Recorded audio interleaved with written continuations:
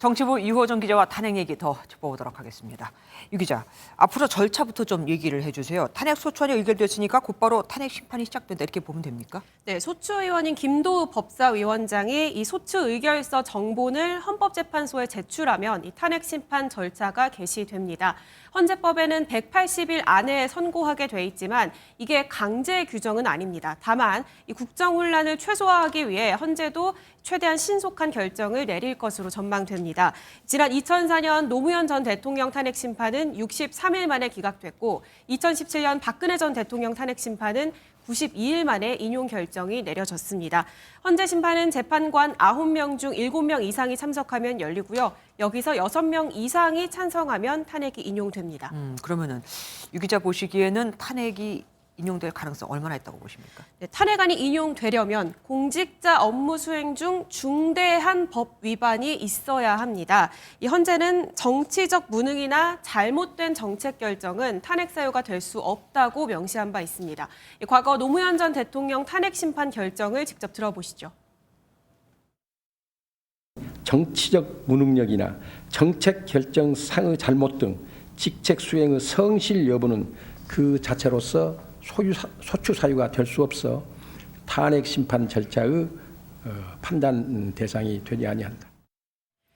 여기에 국민의힘은 박근혜 전 대통령 탄핵 심판에서도 세월호 참사 대응에 미흡하고 부적절한 면이 있었다고 해서 곧바로 생명권 보호 의무 위반으로 보긴 어렵다고 판시했다며 인용 가능성이 없다고 보고 있습니다. 네. 민주당 내에서도 이 탄핵안 처리에 우려가 나왔던 이유기도 합니다. 국민의힘 내에서는 탄핵안이 잘못됐다, 인용 가능성도 없다고 보고 있는데 이 문제는 그 사이에 끼인 김도우 위원장입니다. 지금 검사 역할을 해야 되잖아요. 네, 맞습니다. 앞서 보신 것처럼 이 때문에 김 위원장이 아닌 걸 맞다고 할 수는 없지 않느냐라고 얘기하는 모습도 보셨는데요. 김 위원장이 변론기일에 참석하더라도 탄핵 의결서로 의견을 가름하겠다라면서 변론엔 직접 나서지 않는 방안도 거론되고 있고요. 네. 혹은 그마저도 김 위원장이 선임한 대리인단이 대신할 수도 있습니다.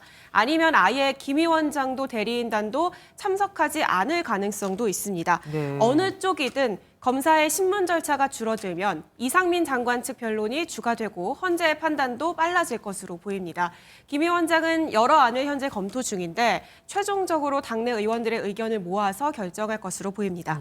대통령실은 의회주의 포기라는 반응을 내놨습니다. 근데 그것보다도 가장 중요한 게 지금 행안부 장관의 공백 아니겠습니까? 이걸 어떻게 메꾼다고 한다고요? 네, 앞서 보신 대로 이 장관의 직무는 이 국회에서 탄핵소추안이 가결된 직후부터 헌재 결정이 나올 때까지 정지됩니다. 일단 행안부는 즉각 한창섭 차관 대행 체제로 전환했습니다. 정통 행정관료 출신인데요. 대통령실은 검찰 출신의 실세 차관을 임명하는 방안도 검토했지만 최종적으로는 한 차관 대행 체제로 가기로 했습니다.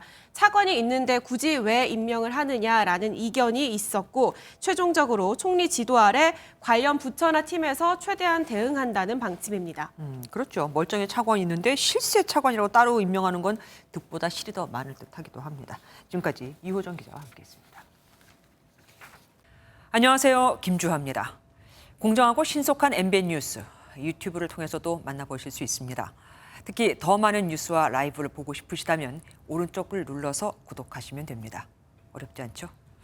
빠르고 정확한 뉴스로 계속 찾아뵙겠습니다. MBN 뉴스를 시청해 주신 여러분 고맙습니다.